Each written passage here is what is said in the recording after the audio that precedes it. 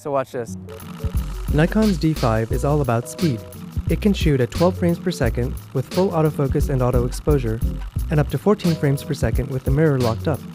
Not only does it shoot fast, it writes fast. You can shoot up to 200 RAWs in a burst without a hiccup, and have them all written to an XQD card within just 1 second of the 200th shot. That's 200 shots. Watch this. Boom. I can check focus on my 200th shot. It's insane. In this field test, we'll be shooting a range of adventure with the D5 in beautiful locales outside of Santa Fe, New Mexico. Joining us will be adventure sports photographer and longtime Nikon shooter, Michael Clark. We'll be putting the D5 through its paces to test out its world-class autofocus, fast frame rate, and overall image quality.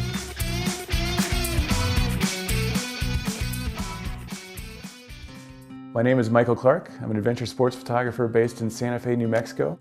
Michael Clark specializes in adventure sports, travel, and landscape photography, bringing a unique perspective and passion to his work.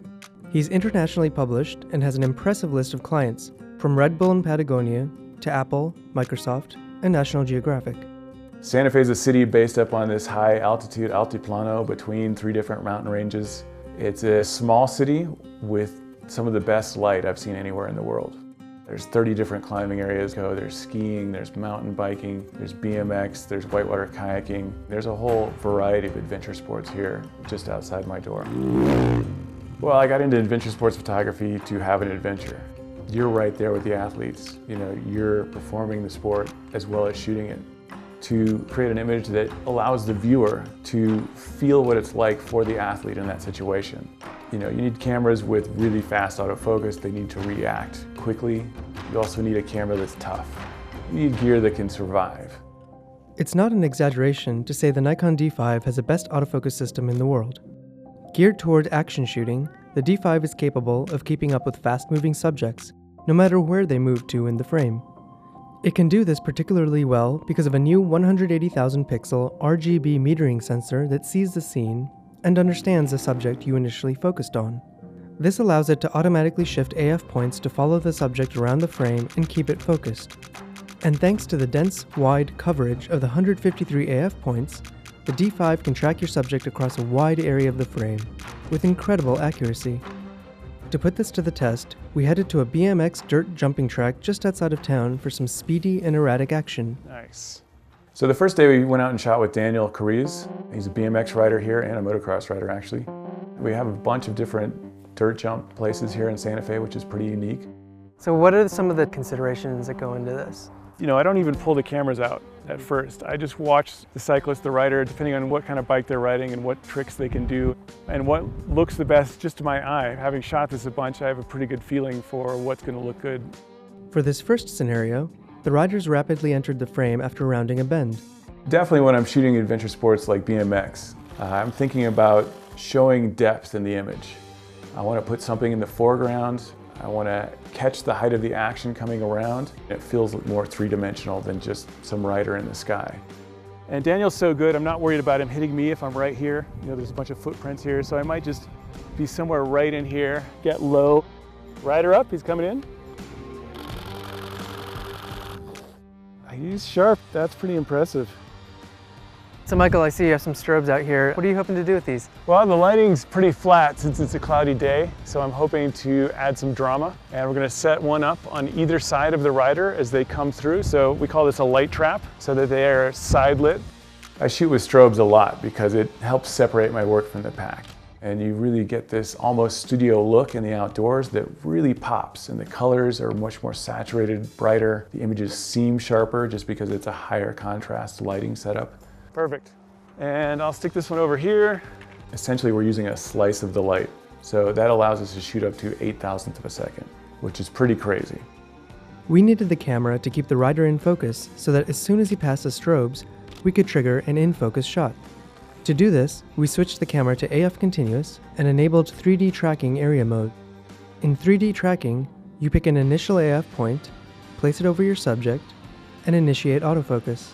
With any of these action sports where they're catching air or jumping off something, typically a low angle makes them look a little higher in the sky. It may feel like it's cheating the image a little bit, but it actually probably makes it feel more like it did for the rider, 6, 7, 10 feet off the ground doing a trick. Similar to our last setup, the riders are rapidly entering the frame, but this time, they're riding up the back of a dirt mound and then launching into the air. This meant that we and the AF system had less time to react and acquire focus. To raise the stakes even further and give a unique angle to the photograph, we shot wide open for shallow depth of field, which Michael said he traditionally might not do on a paid shoot because of the risk of a misfocused shot. You were shooting at f2? At f2, yeah. And so the rider's jumping over the hill, you're laying on the ground, you can't see anything before he's fully airborne, and you have a millisecond to snap. And as soon as I saw them enter the frame, I immediately moved the camera to place that point over them, and like I know I only have one shot, right? Exactly. At f2, he's in focus. I mean, crazy sharp. Even though the D5 acquired and maintained focus on our subject remarkably well, there were times I couldn't react fast enough to place my point over the subject.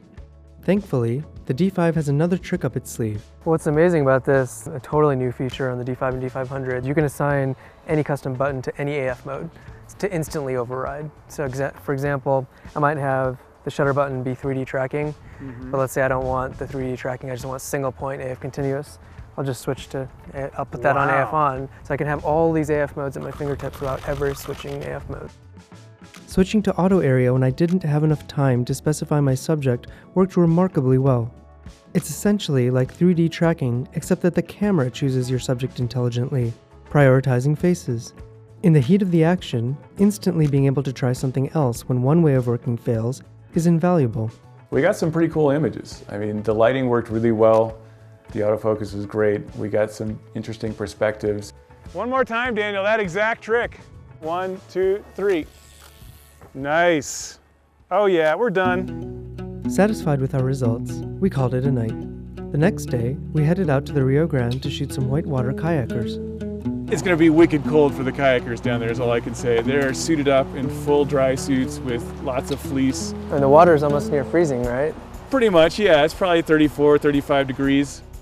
I consider whitewater kayaking to be probably one of the toughest things to shoot with autofocus because the kayaker is not moving in a straight line. There's always this whitewater wave splashing in front of them, behind them, water drops all around them.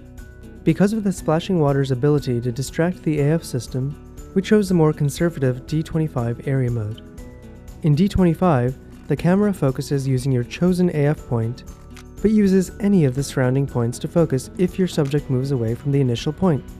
Essentially, the camera gives you some leeway if you can't precisely keep one point exactly over a fast-moving subject.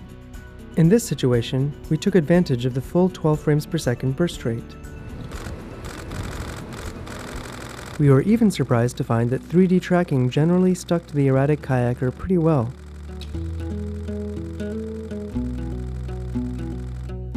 This gave us a chance to try out the D5 at 14 frames per second with the mirror locked up. Man, John gave us some action there. Here, the camera doesn't use autofocus or auto exposure, and the viewfinder and LCD go dark. So, we pre-composed, pre-focused, sprayed, and prayed. We were able to get really close to the kayakers in a few instances, where I was holding the camera with a fisheye like inches away from his paddle as he went by, and literally the camera got soaked. This was also a prime example of the benefits of the D5's weather sealing. For our last scenario of the day, we once again set up the strobes to light our subjects against the water. I mean, that's the magic right there, is you got him sharp and water flying over it. While shooting the kayakers was a lot of fun, we still felt like we hadn't stretched the AF system to its limits. You did it, man. So the next day, we headed to the motocross track. It was the first time I've ever shot motocross before, actually. If you push the back end out a little bit to... We met back up with Daniel, who as an engineer for the city, helps make and maintain motocross tracks and jumps at this park just outside of Santa Fe. But before we got started with the action shooting, we took some portraits of Daniel. We used the Nikon 85mm f1.4 lens, a focal length and aperture combo known to be troublesome when it comes to accurate focus, because of the inherently shallow depth of field.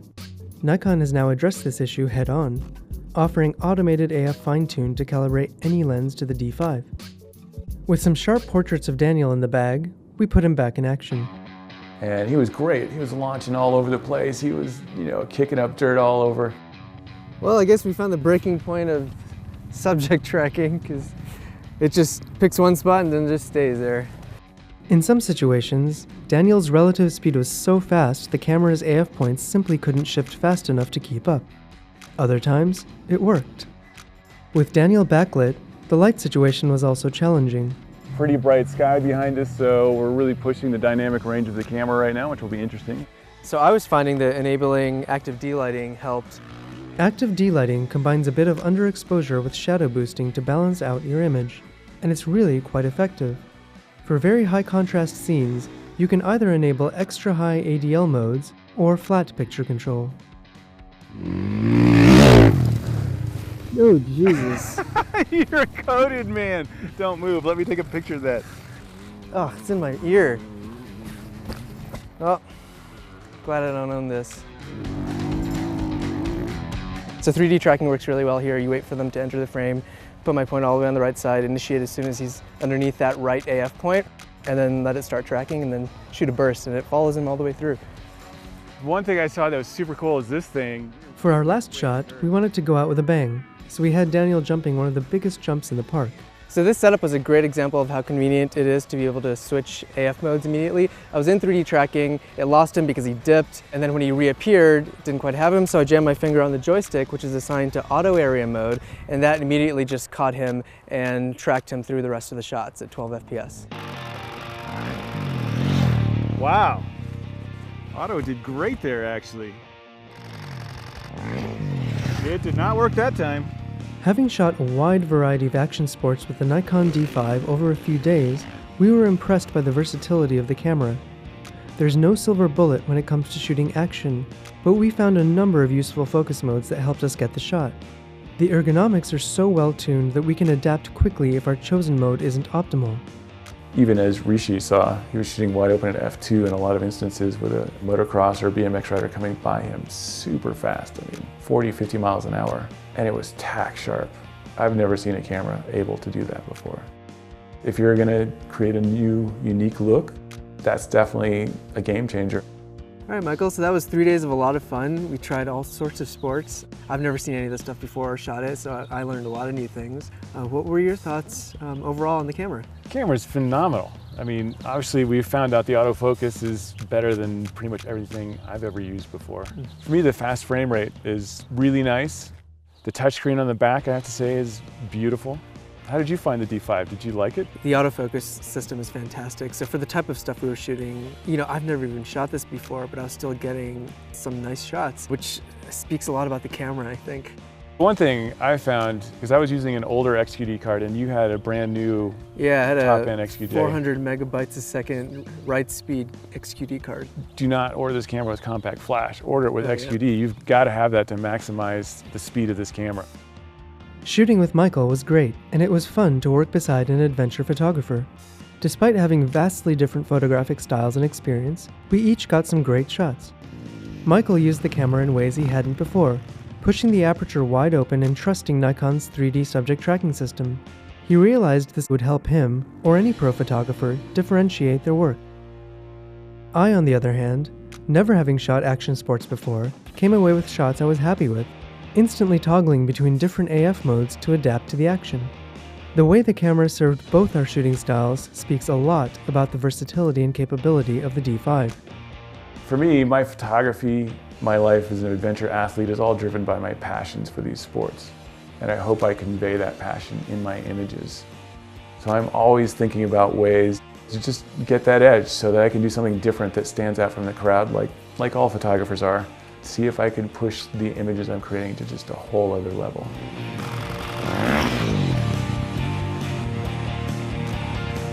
For DPReview, I'm Rishi Sanyal. Thanks for watching.